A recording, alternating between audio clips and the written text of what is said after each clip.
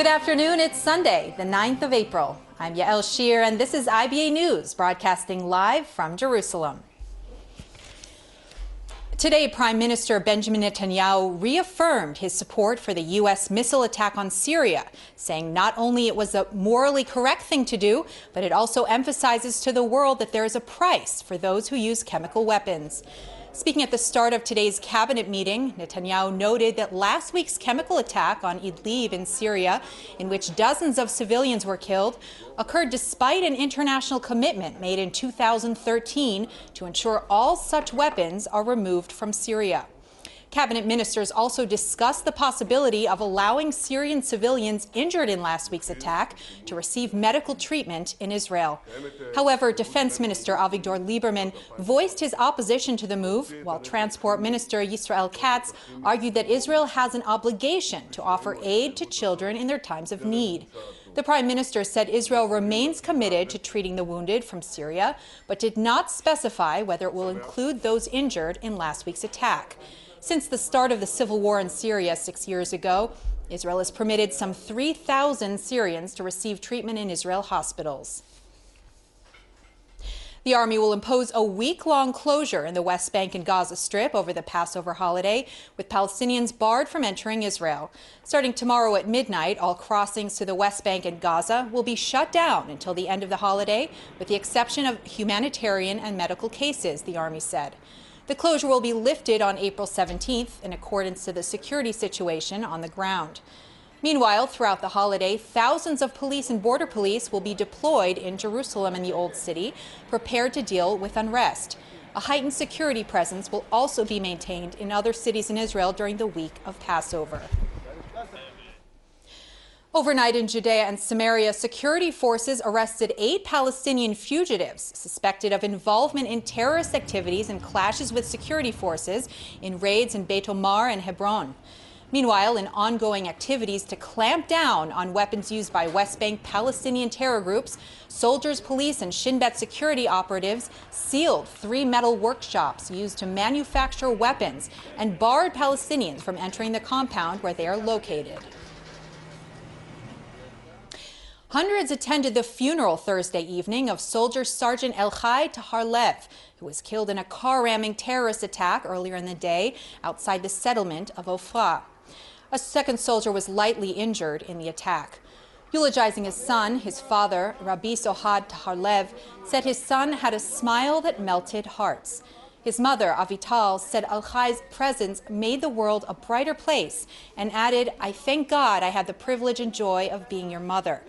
Taharlev is survived by his parents and 6 siblings. Meanwhile, IDF forces operated in Silwad, near Ramallah, the hometown of Malek Hamed, the terrorist who rammed into the soldiers and was captured by security forces shortly after the attack. Security forces detained a number of Malek's relatives for questioning and also mapped out his family home in preparation for demolition. Less than a day after the U.S. bombed a Syrian airbase used to launch last week's chemical attack on civilians in Idlib, killing dozens, a new airstrike hit the same area over the weekend. It is unclear who targeted the site. However, only Russian and Syrian regime aircraft have been bombing the rebel-held area. Early Friday, U.S. warships in the Mediterranean launched a barrage of 59 cruise missiles at the Shayrit air base in Syria.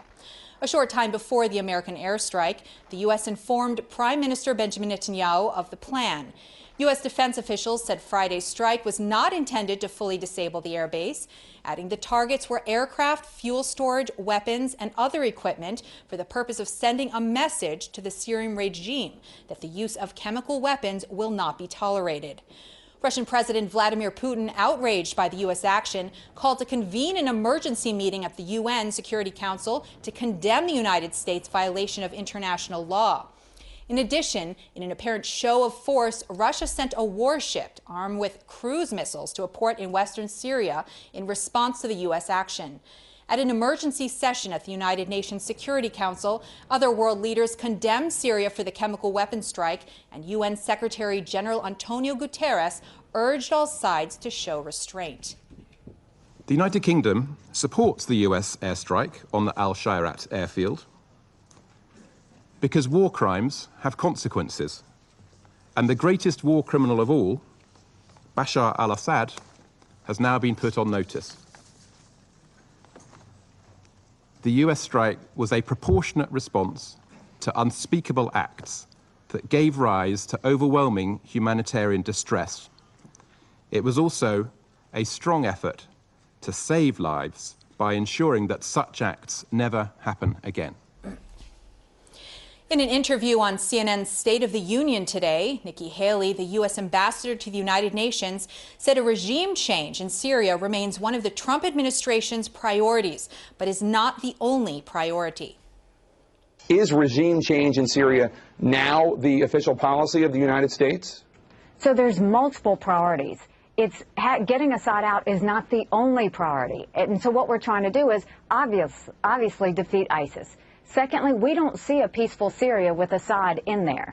Thirdly, get the Iranian influence out. And then finally move towards a political solution, because at the end of the day, this is a complicated situation. There are no easy answers, and a political solution is going to have to happen. But we know that it is not going to be, there's not any sort of option where a political solution is going to happen with Assad at the head of the regime. If you look at his actions, if you look at the situation, it's going to be hard to see a government that's peaceful and stable with Assad. Well, of course it's hard to, but is it the position of the Trump administration that he cannot be ruler of Syria anymore? Regime change is the policy. Well, the regime change is something that we think is going to happen, because all of the parties are going to see that Assad's not the leader that needs to be taking place for Syria. In Egypt, the Christian community came under 2 attacks today. A suicide bomber blew himself up outside the St. Mark's Church in Alexandria, filled with Palm Sunday worshippers, killing at least 11 people and injuring dozens more.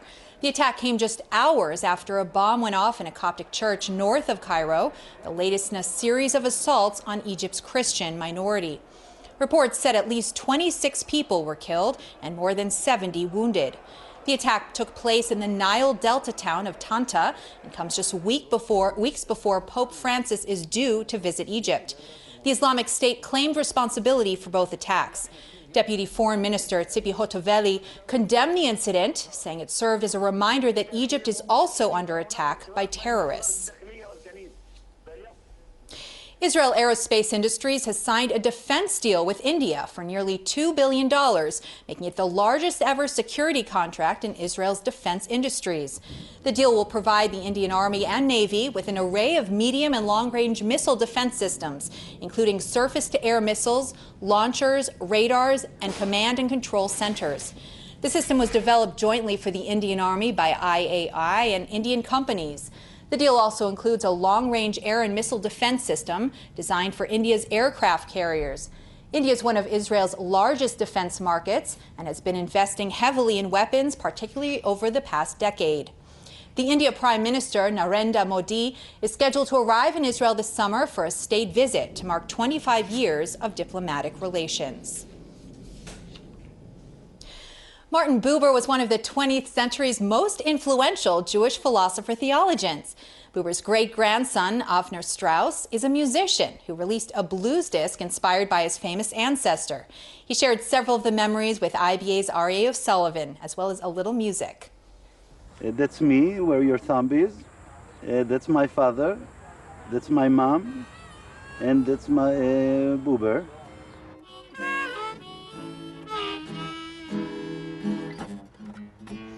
I've got to learn the truth, baby, before I learn how to lie. He had light in his eyes, and he was some glow around him, you know, that comes with the dignity of old people with a white beard and light in the eyes. And he didn't talk too much.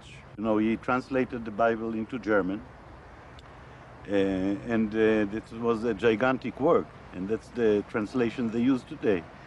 He was the most respected theologist of the 20th century by Christians as well, and certainly the greatest thinker and philosopher, theologist of the 20th century that lived in Israel. I believe in the beginning of Zionism, he and Herzl were close friends. הלב שלי הוא גזר, והחיים הם פומפייה.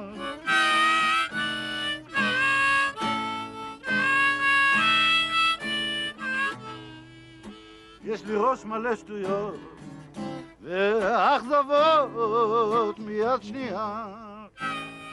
I wish that knowledge would be genetic, inherited, There is so much to learn from him that and with pauses, I keep finding myself returning to him. But the surprising thing is that I think the same way in many ways before I learned or read his writings, each time I read about him, I say, wow, I thought that too.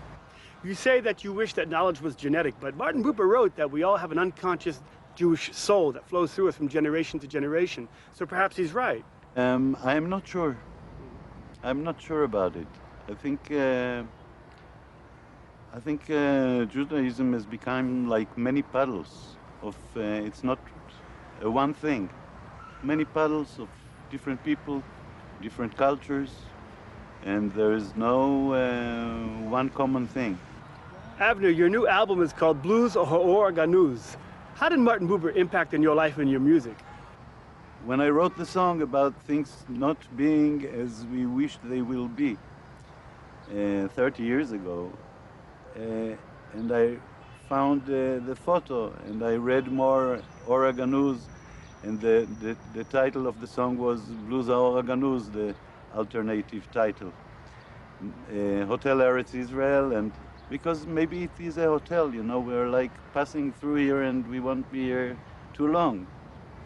And because things are not going the way we wish they would be, and we are changing in a way that we once wished we wouldn't change in.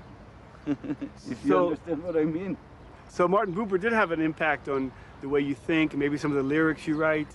Yes, he did. He did, and I think his people really don't know enough about him, and it's intentional. When Buber came to Israel in 1936, he was on a boat, and he was well known all over Europe and the world, and a man came to him and he said, I'm a writer. I wrote, you may not know my name, I'm so-and-so. I wrote one book, you probably never heard about it. And Buber said, well, I read your book and you're not great enough to be humble. Humble me, Lord. Humble me, Lord, let me do thy will. My field is dry and there ain't no rain. Humble me, Lord, let me do thy will.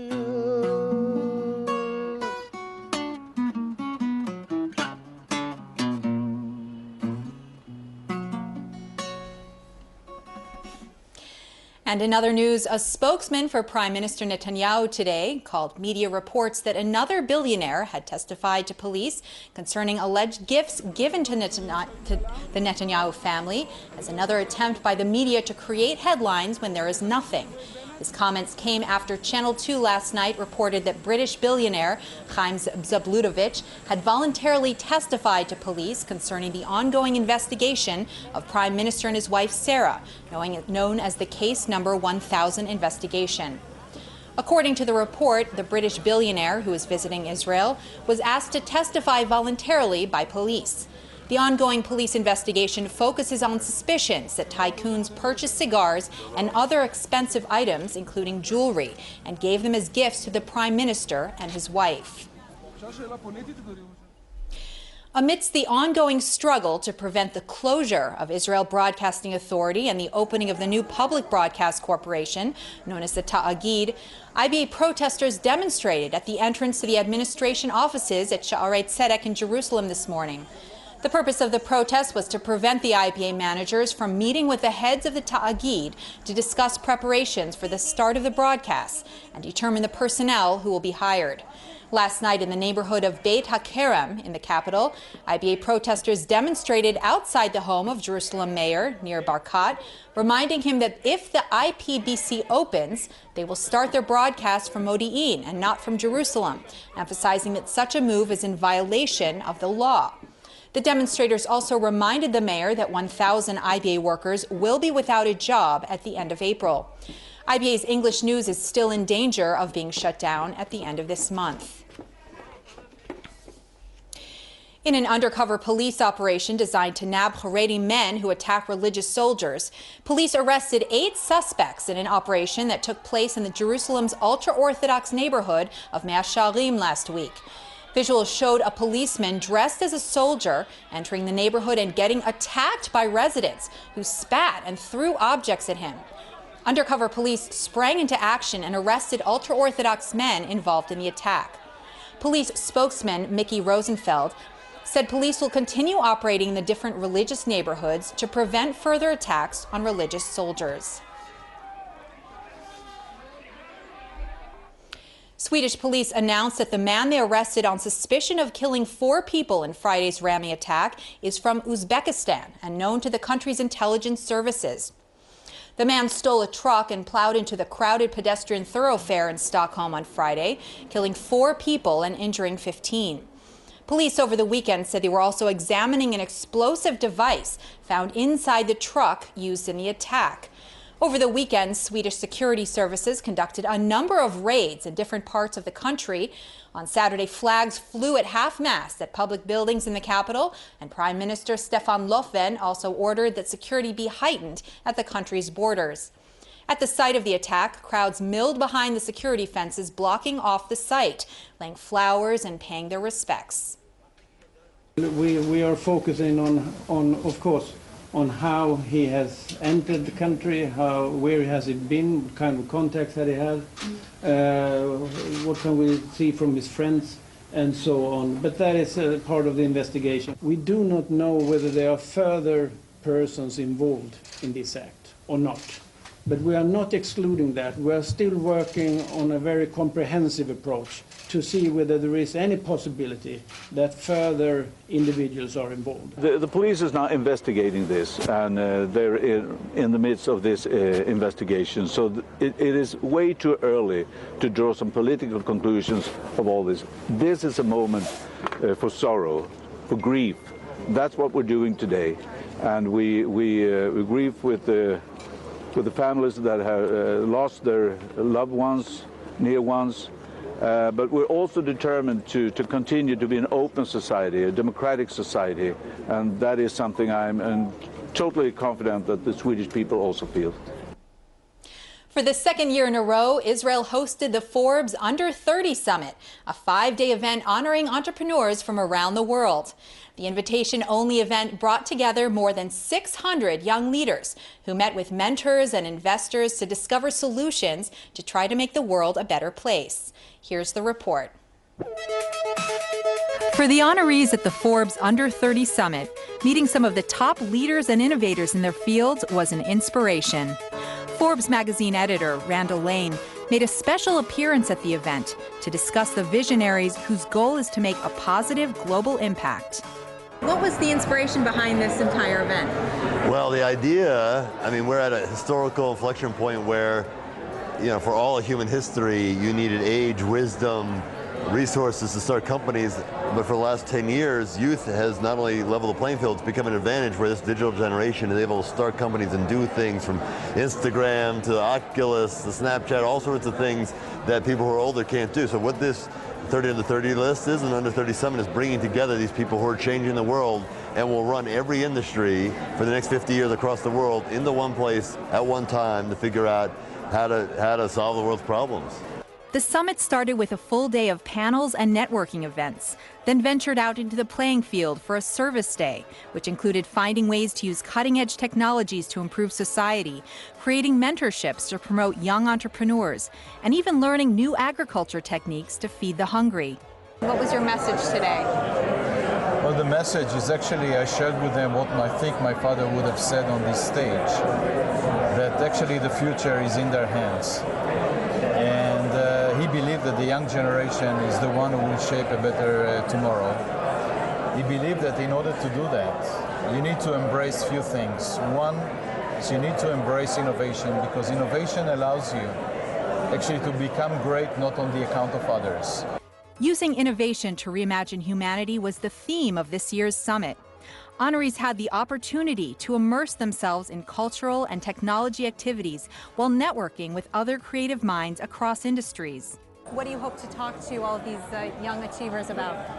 Well, I think it's very important to discuss the importance of the meeting of the minds, being able to be very creative and come up with new, innovative ideas that can improve individuals. I think it's pretty awesome. The summit drew some of the world's top innovators, as well as several previous honorees of Israel's Under 30 Summit, who brought their experience back this year to give the new attendees advice. What do you hope for these youngsters who are all attending here this week? Yeah, so I mean, first I think it's number one, it's about networking. I mean, it's like I said before, it's a great chance to meet a lot of very creative people that did very interesting things down the road.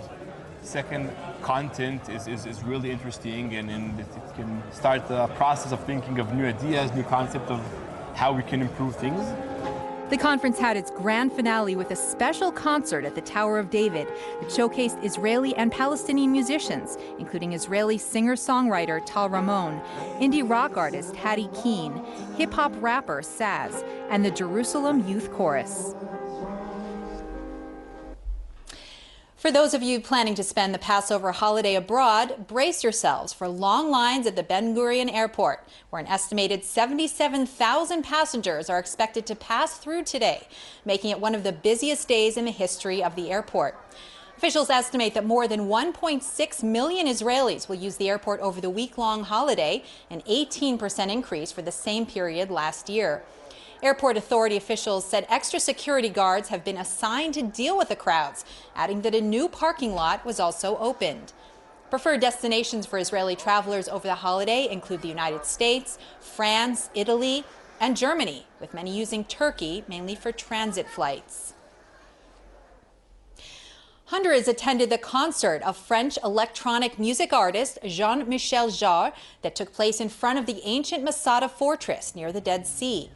The live concert, called Zero Gravity, was aimed at raising awareness of the drying up of the Dead Sea. The 68-year-old Jarre greeted the crowd, saying "Shalom Israel," before drawing their attention to the plight of the Dead Sea. Jarre, who serves the UNESCO Goodwill Ambassador, reminded the audience that the Dead Sea, the lowest place on Earth, is losing around 1.2 meters of water every year.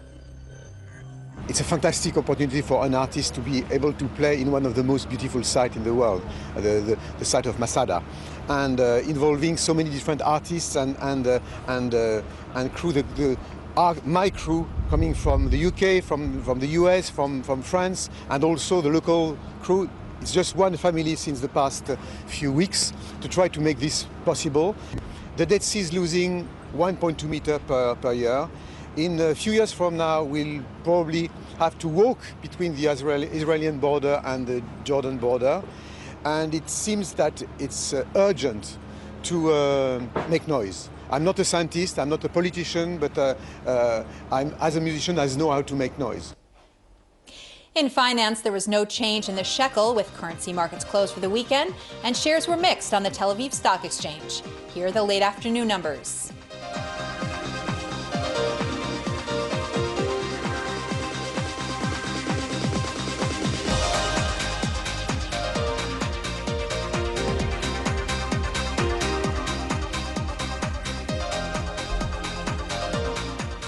Turning to the forecast, the IBA weather team says tonight will be partly cloudy. Tomorrow, temperatures will rise with strong northerly winds prevailing along the coast. Here's a look at the highs and lows for the next 24 hours at home and abroad.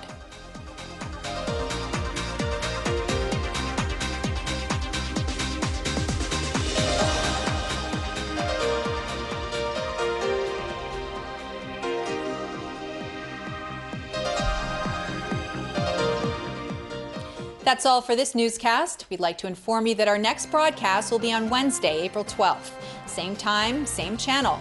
Until then, I'm Yael Shir wishing you a good evening, happy Passover, and Shalom from Jerusalem.